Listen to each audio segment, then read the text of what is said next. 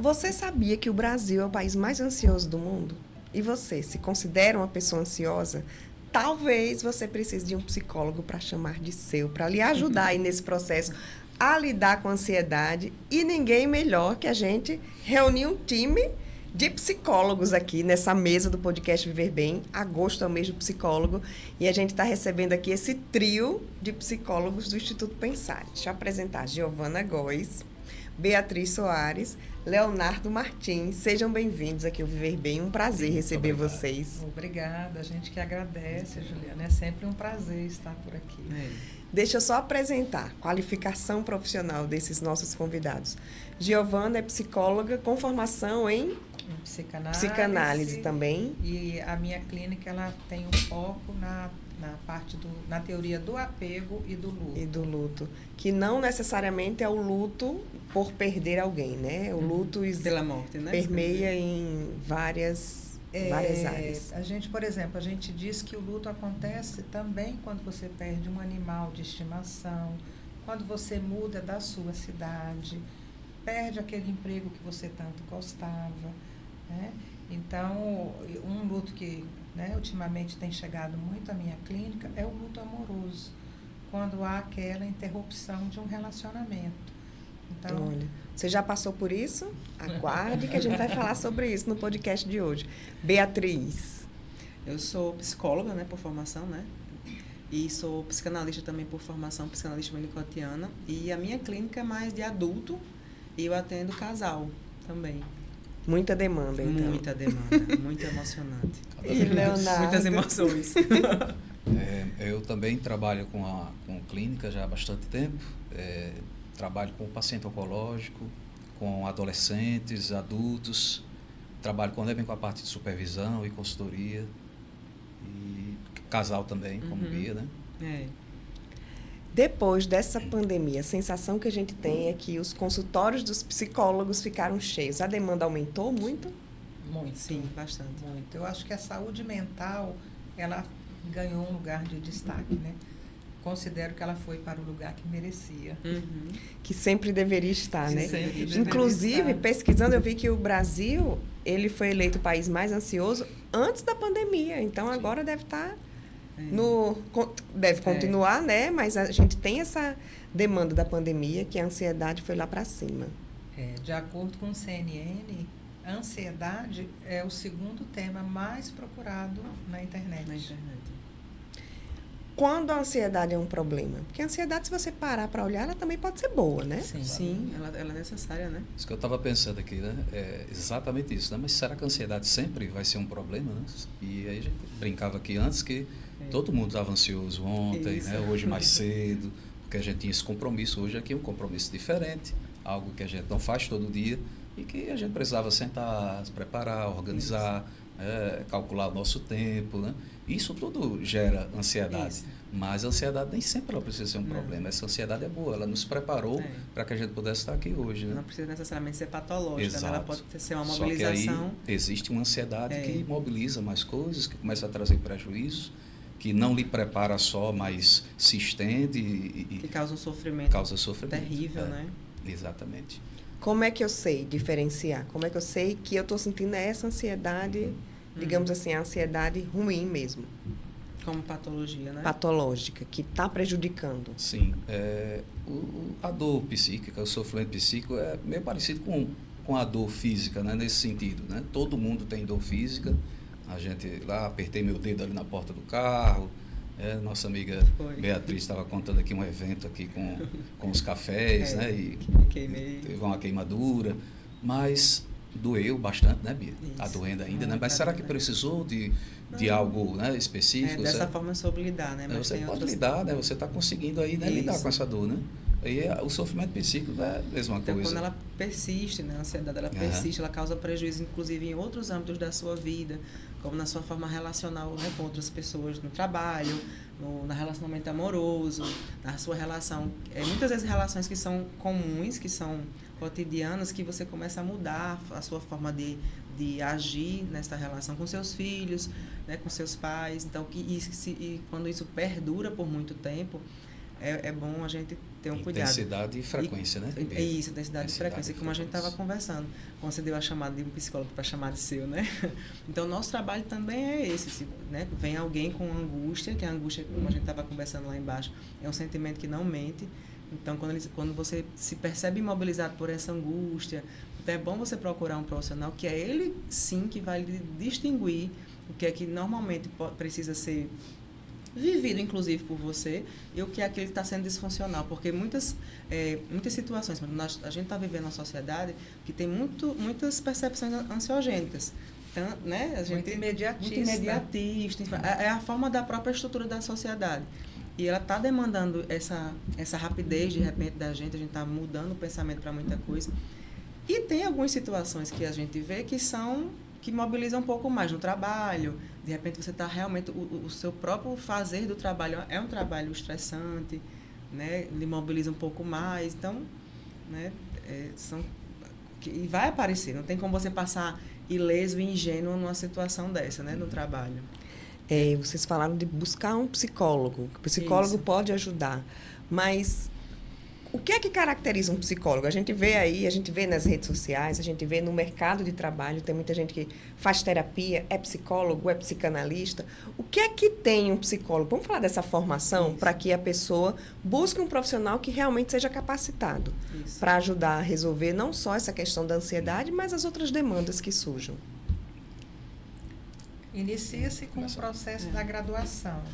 Né? O psicólogo, a formação do psicólogo, ela inicia-se com o processo da formação e ali a gente considera que o psicólogo sai um pouco generalista. São muitas as áreas, né, de atuação do psicólogo. Ele pode ir para a universidade, ele pode dar aula, prestar consultorias, estar nos hospitais, nas escolas ou na clínica. Na organizacional também. Na organizacional. É pesquisador, né? Pesquisador, na justiça. Né? E na clínica, que é o que a gente faz também. Isso. E aí, depois da graduação, o profissional vai precisar aprimorar aquela área de atuação. E aí vem várias formações. Normalmente a gente escolhe o que a gente chama de abordagem, né? Que é a forma com que nós, profissionais, vemos o ser humano. Então, dentro da psicologia, existem várias abordagens, que é essa forma de manejo entre a gente, entre nós e o paciente. E daí a gente vai procurar, né, os ajustes teóricos, que são as formações. Lógico, todos os psicólogos precisam estar registrados no CRP, que é o nosso conselho, né, que tem esse contorno ético que nos aporta, né? E nós procuramos, enfim, várias especializações, muitas vezes a partir da abordagem que a gente escolhe, né? E ou envereda pelo mestrado, um doutorado para fazer, né? Aí tem essas diferenças. E a palavra psicoterapia hoje ela está super em voga, né? E a gente tem que ter muita atenção, muito cuidado com isso, porque é uma palavra que tende a ser um pouco gasta atualmente, né? A questão das formações rápidas, né? Em psicoterapia, hoje não se usa só a palavra terapia, mas usando a palavra psicoterapia, existe até um projeto de lei que está em andamento e o Conselho Federal de Psicologia está apoiando justamente para regulamentar essa palavra, né? Para que essa palavra ela possa ser realmente utilizada por um profissional que tem uma formação específica, que aí seria, né? As discussões agora iniciais pegam muito a questão do psicólogo, do psiquiatra, né, que também faz formação em psicoterapia, mas de tomar esse cuidado. Então, hoje em dia, preciso fazer uma psicoterapia. A gente hoje precisa ter todo esse cuidado de saber qual é a formação básica desse profissional, né, o que é que ele fez, ele vem de que formação. Porque a formação em saúde mental, gente, eu lembro assim, eu acho que é a mesma sensação aqui de todo mundo, quando a gente inicia, é um mundo novo e muito diferente que se abre. A gente cai ali, muito sedutor, e a gente, meu Deus, né, isso não eram coisas que eu...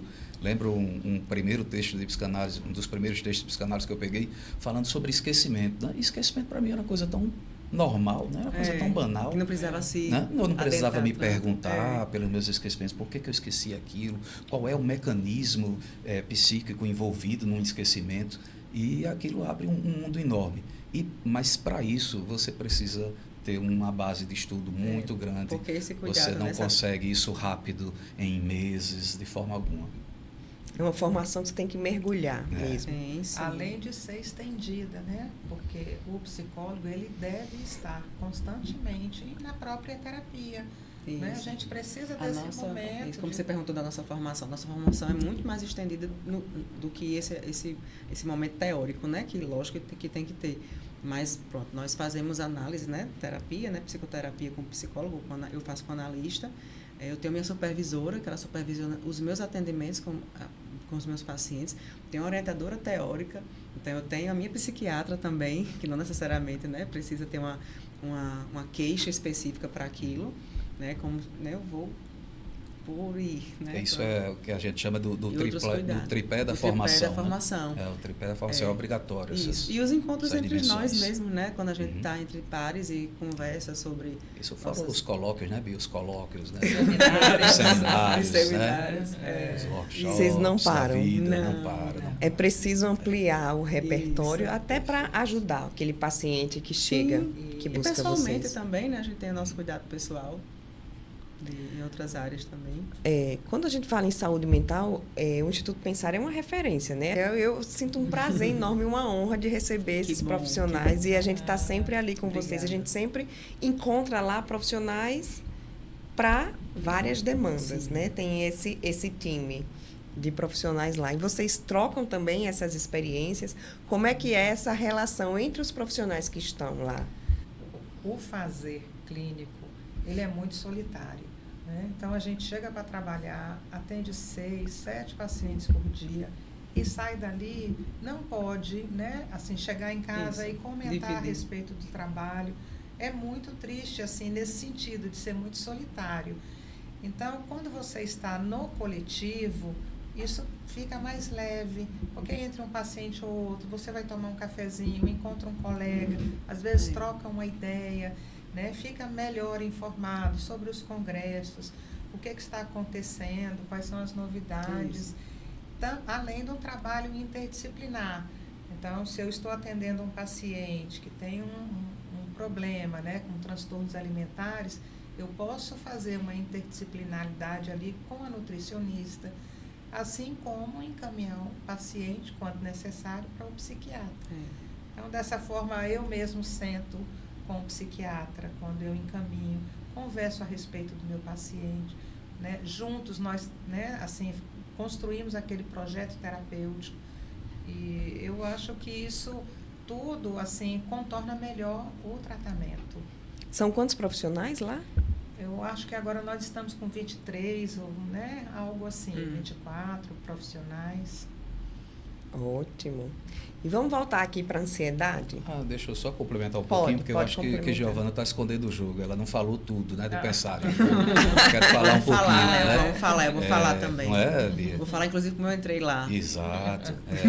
Giovana, ela formou um espaço realmente que vai para além disso que ela está falando. É claro que a questão técnica dos colegas e a questão do encaminhamento, né? A gente ter tanto acesso às pessoas ali próximas, a um colega nutricionista, psiquiatra, isso é fundamental. Nosso convívio, né? Tem um cantinho do café lá maravilhoso que a gente se encontra de vez em quando, também, né?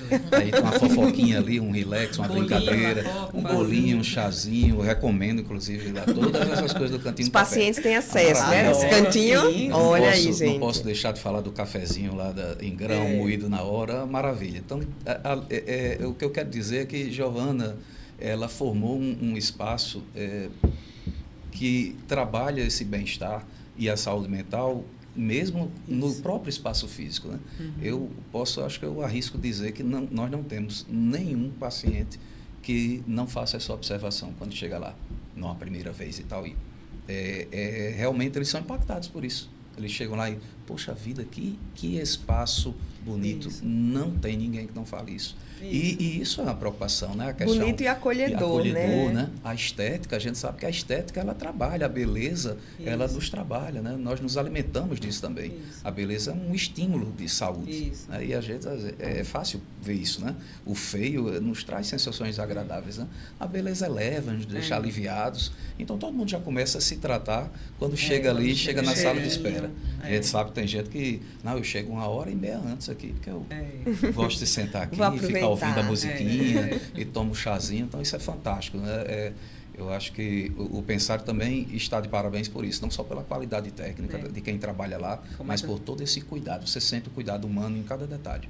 Eu queria, não queria deixar de que agora eu acrescentar fiquei isso. curiosa. Como é que você chegou no Pensário? Lembra? Eu lembro.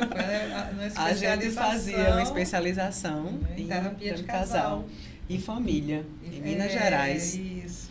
Aí eu fiquei procurando, né, nos telefones alguém do Nordeste. Quando eu vi Natal, eu disse, não acredito. Você lembra assim? Lembro. Eu disse, não, eu vou Tem ter que alguém fazer do amizade Nordeste? com ela. Você queria só alguém do Nordeste, né? Claro, Isso, aí né? quando eu vi Natal, aí como a gente começou a conversar tal, ela disse que, eu tenho um lugar, bem assim, eu tenho um lugar que, né, tem umas, que tem salas e tal. Giovana, aqui, ó, tô procurando. Quando eu cheguei no Pensare, eu disse, é isso aqui. Sentiu isso, né? É aqui que eu vou ficar. Essa coisinha do trabalho solitário, né, também. Isso. Eu estava vindo de Recife, né, também. Foi o primeiro lugar e único também que eu procurei, né? Tinha amigas lá, a Cristine, né, que também já passou por aqui hoje. Passou. E a Cristine e a Ana Cláudia, né, as duas me chamaram para eu conhecer. E quando eu fui conheci, não procurei mais nenhum outro lugar. Não fui nenhum. Eu também. Mas, poxa, aqui mesmo. E quanto tempo já vocês estão no linha. Pensário? Que eu sei que são 11 anos, né, de Pensário? Completamos 11 anos agora. Eu fico muito contente, né, com esse retorno de vocês, né, que são profissionais de lá. Mas eu costumo dizer muito que o Pensário somos todos nós. Né? Eu entendo e percebo isso, que toda a equipe engrandece, colabora e motiva, né, para esse arranjo diário. Constrói esse clima, né, agradável. Isso. O gostar de estar lá, né, é essencial nisso, né? E, Giovana, e quem trabalha na área? Pode-se chegar lá no Pensário? Como é que vocês fazem essa seleção do pessoal? É aluguel de sala? Como é que funciona? Isso. Nós trabalhamos com aluguel de sala, né, ou turno. E nós temos ainda espaço para mais profissionais na área da saúde mental. Não só psicólogo, né? Não só psicólogo, psiquiatra, nutricionista, terapeuta ocupacional, e o médico da família. Caso alguém tenha interesse, é só entrar em contato e agendar um horário. Porque nessa pequena reunião eu apresento a metodologia do Pensário, o espaço, e também escuto um pouco o fazer do colega, né? Para ver como é que ele pode contribuir com a equipe hoje já formada. Eu costumo dizer que quem está lá cria raízes, né? O Leonardo mesmo está há 7, 8 anos. Cheguei em 2016, eu acho. Isso, cheguei em 2016. Cris e Ana Cláudia estão desde o início. Né? Bia também era uma das caçulas, né? Agora já é uma das mais antigas. Então, dos mais antigos aqui. Eu percebo que assim as pessoas gostam mesmo e eu me sinto muito confortável para trabalhar ali. Assim que eu me formei, também fui para uma sala, mas eu me confrontei muito com essa solidão. Né? Você atende, né, muitos pacientes e fica muito restrito, não tem ninguém para conversar, para trocar uma ideia. Às vezes é um livro novo, um curso, um tema que um colega descobriu, né, que você consegue ali trocar na hora de um cafezinho. E por mais que aparente, né, para o grande público, digamos assim, que parece, né, lógico, a psiquiatria com a psicologia, né, mas a escuta é um pouco diferente. Então, eu tive chance essa semana, que foi bem engraçado, que Bia, você está fazendo o quê? Vem cá. Foi bem informal, perto da sala, né? E a gente começou a conversar sobre um tema, como é que a forma com que ela escuta, a forma com que a gente escuta, como é que a gente trabalha, né? Porque tem uma questão técnica de sintomatologia, enfim. E a forma com que a gente vai manejar isso. Ela queria saber como é que a gente faz, né? Qual é uma sensibilidade um pouco mais na escuta, e eu também queria saber como é que ela maneja, né, certas queixas que os pacientes têm, até com a psicossomatização, né? Com o sintoma que vem para o corpo, enfim. É muito rico você estar num lugar que você consegue fazer tudo isso, né? É fantástico. A psicologia tem muito essa marca, até histórica paciente mesmo, né? Do consultório, daquela coisa da sala, né? Isso tem mudado um pouco e eu acho muito positivo. Porque além a psicologia ela está saindo não só desse espaço tão individualizado do consultório, como também está saindo para a cultura, para dialogar, né, com as outras coisas. Era tudo muito blindado. É blindado o espaço do consultório, né? E é blindado também a teoria. Né? Eu costumava brincar muito que eu dizia que a gente corre o risco de fazer psicologia para psicólogos ou psicanálise para psicanalistas. Isso. Porque é tudo muito fechado. E agora não, a gente abre, né? A psicologia está aí conversando com tudo, né? Da cultura em geral, né? Com os outros saberes, com outras profissões. Isso é muito bom. Fazendo muita diferença. Você falou dessa abertura, inevitavelmente me veio as redes sociais, a internet, que termina também abrindo isso para os pacientes. E muita gente encontra ali aquele espaço, mas ali não é o correto, né? Talvez até na área de saúde a gente faz muito podcast aqui, a gente tem muitos vídeos com médicos, né, com nutricionistas, com todos, mas ali é uma informação que não substitui a ida ao profissional para o diagnóstico. Sim. Vocês recebem pacientes que já chegam com o seu próprio diagnóstico em virtude do que ele viu na internet? Isso. Muitos. Sim. Muitos. A informação, ela acaba... o filtro, né, da informação é difícil filtrar.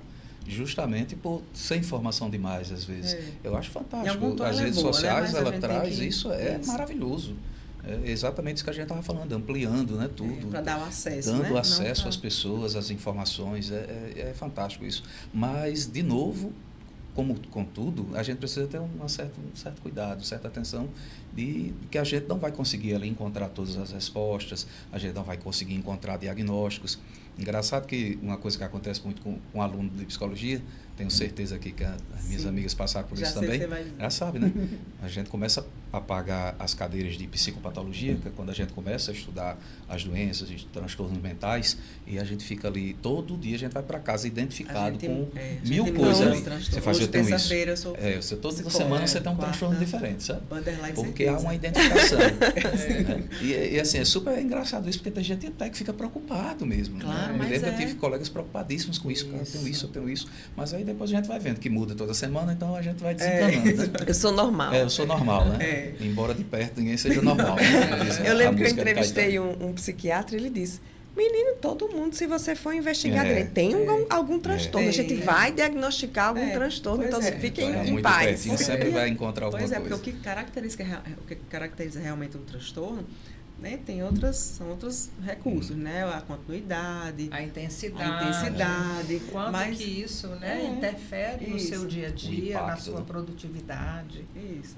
Eu brinco assim com meus pacientes, dizendo assim, olha, nós somos humanos, então as reações e os sentimentos vão ser de sentimentos humanos. Não vai nascer uma árvore na sua cabeça se acontecer alguma coisa. Vai ser um sintoma, digamos, estou brincando assim, né? Mas vai ser um sintoma de reação humana, do organismo humano. Mas disso gerar uma psicopatologia, um transtorno, né? Existem várias, e que é importante que um profissional ajuste isso, que ele que contorne isso, que não precisa, a gente já faz tanta coisa na vida, a gente já diagnosticar a gente mesmo, eu acho que já é um pouco mais agressivo, não dá. É perigoso, Deixa para alguém, né, que quis fazer isso. É perigoso e é desgastante também. Pegando né? um gancho nisso que Bia está falando, ainda falando de redes sociais, né, veja que ultimamente essa questão de negar, né, as informações da rede social. Então você tem uma informação que agora já está sendo mais combatida, então ela já diminuiu, mas que entrou em moda assim, durante os últimos anos, e isso estava bastante presente lá, né, de alguns profissionais, né, que se diziam ou que dizem trabalhar com saúde mental, mas trabalhando muito a negação de emoções. Então a gente percebeu, a gente viu isso, era assunto, né, para a gente psicólogo, isso, mostrando como muitos profissionais estão trabalhando assim, negação da tristeza. Isso, então era coisa assim só de empoderamento, trabalhar o empoderamento, você é forte, você é positividade, você não sente tristeza, você só tem emoções positivas. E isso foi uma das coisas mais destrutivas que eu vi acontecer nas redes sociais.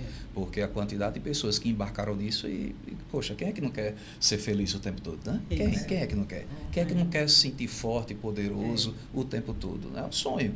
Só que, como Bia estava falando, a questão da humanidade, a coisa não é bem assim. Você precisa sentir tristeza. Tá aí o filme Divertidamente aí. Isso. Quem não foi assistir ainda, por favor, vá. Assistam. Porque é maravilhoso. A ansiedade, vou dar aqui um spoiler. Um spoilerzinho aqui.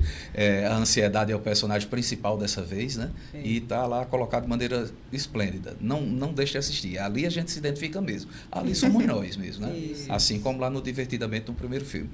Então, a gente não pode negar essas emoções. A gente precisa assim, eu preciso, eu sei, a minha ansiedade normal, ela precisa.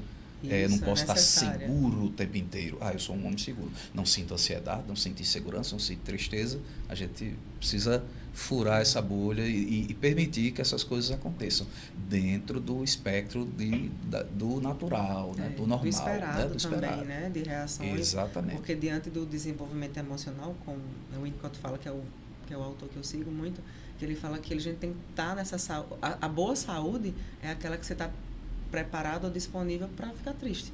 E isso não lhe dissociar completamente, né? Você não ficar totalmente transtornado e aniquilado para as suas outras funções da vida, porque vai acontecer. Saber lidar com tudo, né? Aonde eu estou, como eu estou me sentindo e o que eu vou fazer ali. E vai ter momentos que vai ser difícil mesmo, porque a situação em si é difícil, como eu estava falando da questão do trabalho. O trabalho em si é difícil pela responsabilidade, enfim, por outros mecanismos, por outros recursos. Então, não é que você se conforme, mas você compreenda a forma com que aquilo é por si só. Encontre a sua força naquela fragilidade que está ali diante de você, né? E até o processo de psicoterapia, né? Muita gente também tem esse mito, que tem os mitos, né? Os mitos sobre a psicologia, os mitos sobre a psicoterapia. Um dos mitos é esse. Assim, eu vou para ficar bem. Opa! Às vezes o processo não é tão legal. Né? Porque você pode se frustrar com isso. Às vezes você pode sair de lá arrasado, né? Sair muito triste. E faz parte. Pode sair com raiva do psicoterapeuta, né, Bia? Isso. Semana passada eu tive uma raiva. Eu também. Né? Quem nunca? Porque isso a gente faz, como se dá um sentido de reparação do que aconteceu, enquanto fala isso, da reparação que aconteceu na sua vida, né, nesse setting terapêutico, no setting, né, que a gente atua. Então, acho que dá ao paciente a oportunidade e a autorização para ele sentir ali, ficar triste. Inclusive com a gente estava brincando, mas isso que a psicanálise muito faz, como a gente é um lugar, né, simbólico, dele colocar essa raiva, né, nesse simbólico da gente, dele entender que pode acontecer com outras pessoas, mas agora com uma pessoa segura para ele, que tem um vínculo muito, muito bem colocado, que ele não vai perder essa pessoa de alguma forma. Então, assim, a nem a gente vai reagir, né? Aquela raiva dele, né? Nós não estamos lá para isso, não, né? a gente não está para reagir à raiva dele, que não é para a gente especificamente. A gente devolve essa raiva como uma questão. Exatamente. Então, isso acontece no processo. Vamos falar das demandas de vocês? Eu lembro que no início, Giovana falou dessa questão do luto amoroso. Como é? Tem muita demanda de luto amoroso?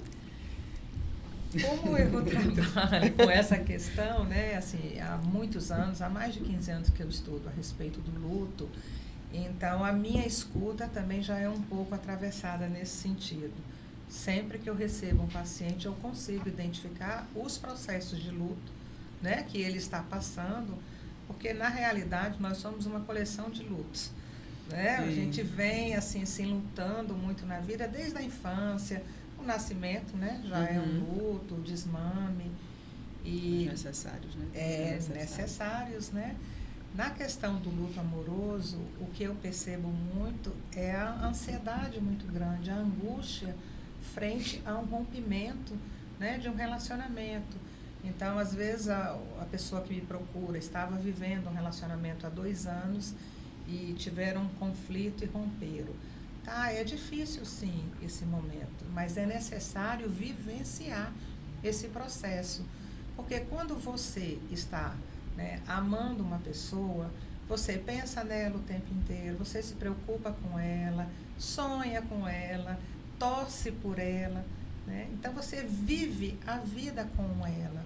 E aí quando há esse rompimento, você fica perdido, né? Cadê? Para quem que eu vou endereçar agora toda essa libido? E aí é onde entra o meu trabalho.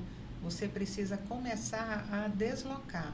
Você vai ter que encontrar um outro objeto de amor, seja uma pessoa ou em outros aspectos da sua vida.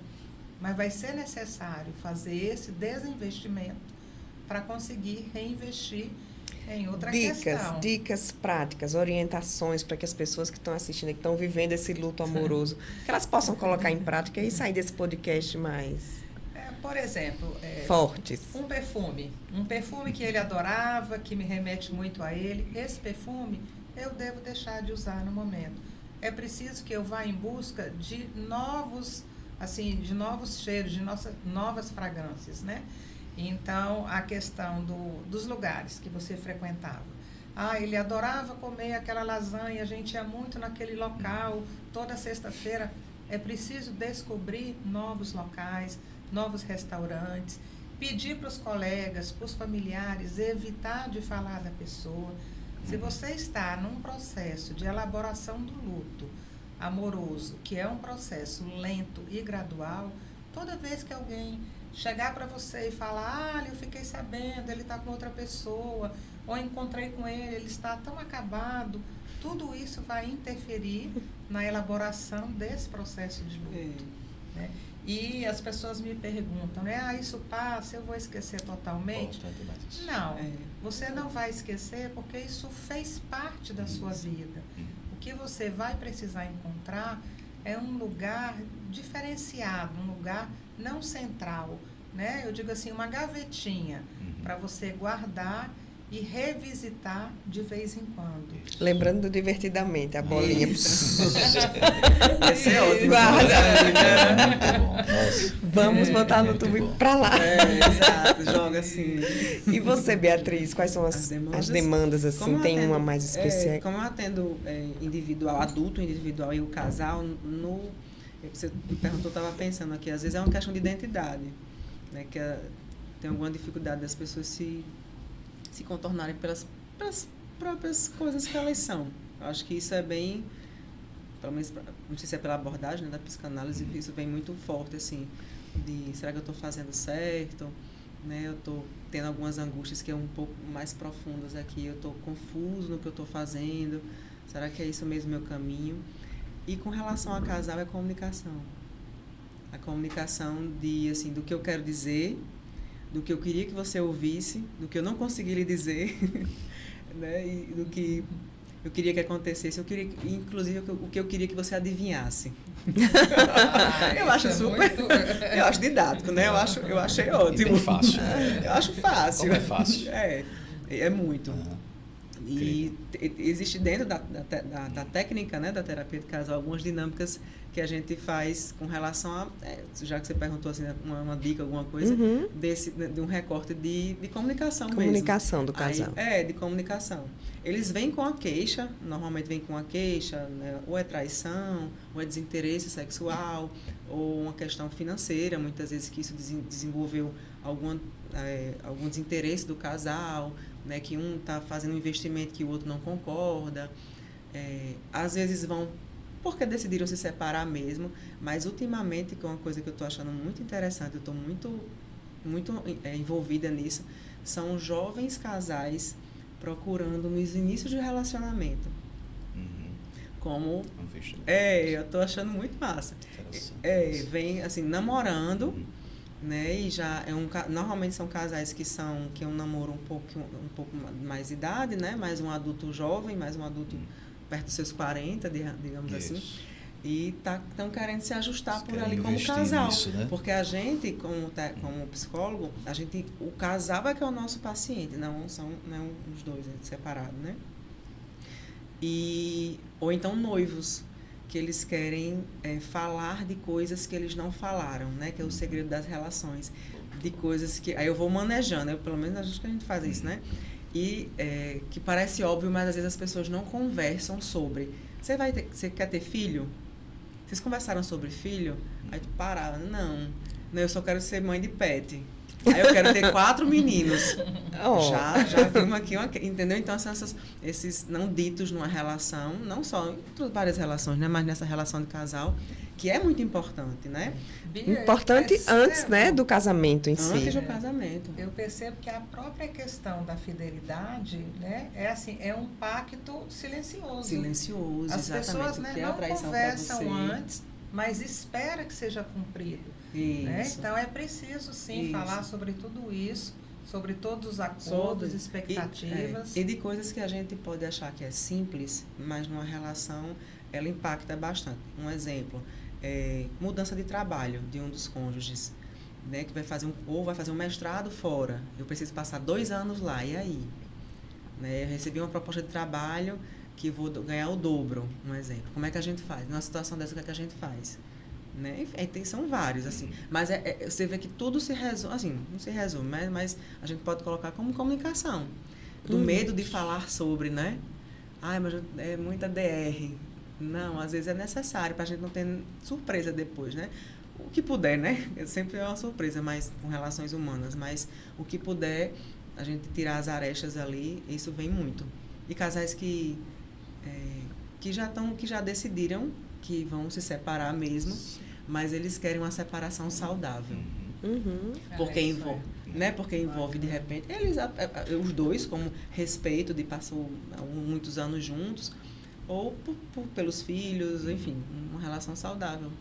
Isso é um detalhe bem interessante, né? Na terapia de casal e família, que também a gente também vai pensar nisso. O casal às vezes vai à terapia e a expectativa, digamos, é sempre que vai salvar o casamento. Mas não, às vezes, não é, Bia? Sim. Às vezes, enquanto a gente avança no processo, é justamente o contrário. Eles decidem no caminho que não, é melhor se separar. Não é? A gente também tem que estar preparado para isso. Mas, às vezes, o se separar realmente a decisão deles. Era o que eles precisavam. Então, a gente também tem que ver essa questão da expectativa. Né? Sim, nunca é só alegria, felicidade, mas também tem dores. Agora, essas dores são acolhidas, né? São trabalhadas da melhor maneira. Eu percebo muitos casais que só um quer, só o homem quer ir para terapia ou só a mulher quer ir para terapia. Como agir nesse momento? Eu posso trabalhar questões de casal sem o casal? Bem difícil. Bem complicado. Você diz individualmente? Individualmente? Tem algumas técnicas que sim, né? Que funcionam assim, né, Léo? Que eles vão...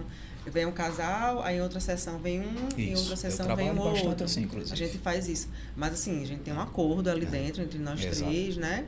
Da questão do sigilo ou de segredos, né? Sigilo é uma coisa e segredos é outra. Como é que a gente vai manejar isso que ele me disse, não vou lhe dizer? Como é que a gente faz? Se você tiver um segredo, enfim, já é nossa técnica. São os tratos, né? Os tratos e contratos. E dentro do próprio manejo da psicoterapia de casal, existem outras oportunidades, que não é só a separação, né? A gente maneja no sentido de, vamos dar um tempo, como é que a gente pode dar um tempo de alguma coisa, enfim. São vivências, né? E já teve casal que chegou lá para se separar e decidiu não se separar? Eu já tive. Sim, eu também já acompanhei. Eu fui chamada até para o recasamento. Olha aí. Foi. Ganha que você faz parte. Você faz parte. Recasamento, olha aí. Já tive pacientes que já tinham se separado 2 vezes já e retornaram. Olha aí. Leonardo, e você? Tem alguma demanda específica que você... Trabalho bastante com paciente oncológico mesmo, né? Com adolescentes, com essas demandas, digamos, que a gente está falando aqui mesmo, essa demanda da modernidade, né? Como ansiedade, depressão. Eu trabalho bastante com casal, família. Com luto, né? Com o próprio luto, né? Lembrando, né, bem nessa conceituação que Giovana trouxe do luto enquanto algo que é estendido, né, a outras coisas, a perdas, morte, né? Existe aquilo que a gente chama da morte em vida, né? Como é uma separação, né? A separação, ela é uma morte em vida. E aí traz todas as dificuldades, né, específicas disso, porque é algo que sofre realmente o processo de morte, mas ao mesmo tempo ainda existe ali de alguma maneira. Né? Você precisa ressignificar aquilo ali para superar, né, aquela perda. Isso é algo bem complexo, né, Léo? Muito complexo. Porque ao mesmo tempo em que um deles sofre a perda, sofre também a rejeição, o medo do outro encontrar alguém melhor e ser feliz. Isso. Na época da pandemia, teve um trabalho muito interessante nesse ponto aí, com casais no mundo inteiro, feito pela BBC, aquele canal, né? A BBC de Londres. E eles fizeram um estudo com casais em todo o mundo. Inclusive, teve a amostra aqui do Brasil, mostrando casais que se separaram na pandemia. E o que é que estava em jogo ali, né? Naquela questão de juntar, né? De ninguém poder mais sair, né? Aquela clausura, né? Ali dos casais, o que aquilo trouxe, né? Então, assim, são histórias fantásticas. Eu fiquei impressionado, assim. Casais que realmente já estavam separados, mas só se deram conta que estavam separados quando ficaram ali, né? CCA em casa, né? Outros que tinham muitas diferenças essenciais, importantes, mas que no dia a dia eles conseguiam driblar isso aí. Mas aí, a partir do momento que ficaram os dois numa convivência que nunca tinham tido com tanto tempo, Tensiona essas diferenças muito, né? afloraram, Aflora, né? E trouxe separação, né? Então, mas o que a gente percebe muito, quando a gente está falando da questão de procurar um psicólogo, né, para chamar de seu, como você falou, é que por causa da nossa escuta, que é um pouco mais, né, técnica, mais refinada, a gente tem, né, por causa disso, muitas vezes vem um paciente com uma queixa, né, que a gente chama de queixa, de uma reclamação, de alguma coisa que seja, e no processo a gente vê que existem outras coisas, que às vezes ele nem percebe, e que ou adoece e reverbera em outra situação na vida dele, mas que ele não percebe. Eu não sei porque assim, não sei porque eu decido isso, não sei porque eu repito dessa forma, não sei porque eu identifico isso, um exemplo, como uma relação, e às vezes é uma relação um pouco tensionada, e você acha que aquilo é normal. Então a gente às vezes um olhar e uma escuta um pouco mais, né, refinadinha, então isso aqui não...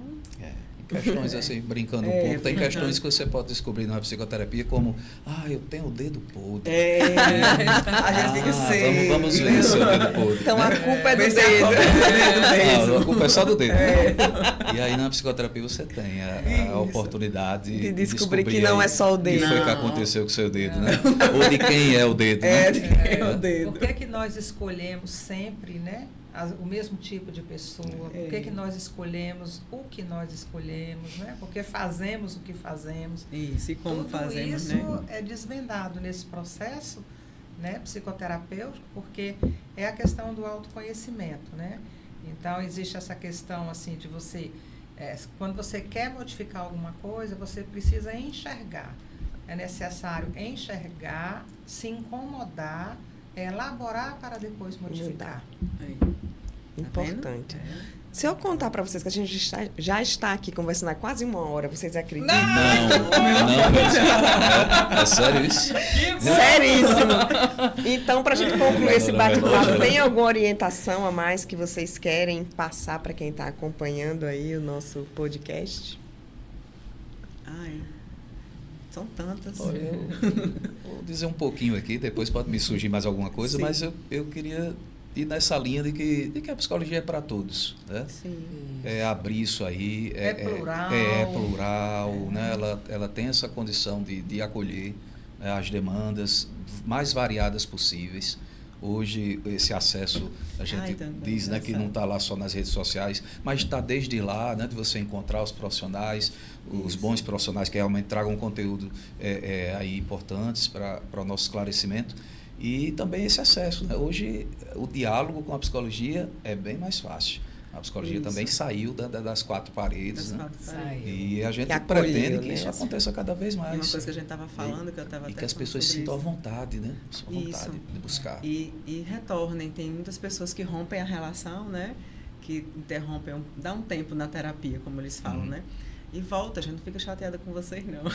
Faz parte, né? Mano, faz parte. Esse dá um tempo, às vezes faz parte. Também, você recebi uma mensagem ontem tão nisso aí, né? Eu posso voltar, né? Claro, você pode, me aceita de volta. Você me aceita de volta. Ainda tem horário pra até mim. presente eu recebo quando volta. Vou trazer com presente também. Aceito, né? É muito Isso é muito sempre há tempo de voltar, né? Claro. E adiciona aqui também a questão para o homem, né? Assim, eu estou aqui, inclusive, né? Assim, vim no meio do Benedito Fruto aqui, mas também fazendo esse convite mesmo aos homens, que os homens se permitam, né? Isso tem acontecido, ainda bem, tem acontecido cada vez mais, mas a gente ainda percebe uma certa defesa, uma certa resistência, maior, barreiras, né? Barreiras, né? O que é que vão dizer, né? Se eu for visto, né, se eu chorar, no consultório dos canais, se eu chorar, né, lá, então tem todas essas barreiras que a gente precisa trabalhar para que isso caia, né? A gente precisa ter acesso a esse, como a gente falou antes, né? A gente tem que, não pode só mostrar o que de positivo a gente tem, não, né? Mostrar as tristezas da gente, nossas dores, né? Ótimo. Giovana, quer acrescentar algo ainda? Não, é agradecer mesmo essa oportunidade. Eu acho que isso é sempre muito oportuno, né, para os psicólogos, poder falar um pouco do seu fazer clínico, já que é algo tão fechado, sigiloso ali na clínica, né? Então é importante quando a gente pode circular por esses espaços. Ótimo. Para encontrar esses 3, Instituto Pensare, aqui embaixo na descrição do vídeo, tem um Instagram, Parabéns a vocês três pelo Dia do Psicólogo e por Obrigada. ajudarem, né, tantas pessoas aí Obrigado, nesse Juliana. processo de autoconhecimento e de viver bem, né? Quem se Isso. conhece vive melhor. Isso, vive melhor. Obrigada. E obrigada Muito obrigado a todos. também. Valeu. Obrigado às amigas. Obrigada a Foi você ótimo. que acompanhou esse podcast e a gente se encontra na próxima semana com mais um bate-papo aqui para ajudar você a seguir aí por esse caminho mais saudável da vida. Saúde da mente, do corpo, do espírito, saúde geral. A gente encontra aqui no Guia Viver Bem. Obrigada. Maravilha.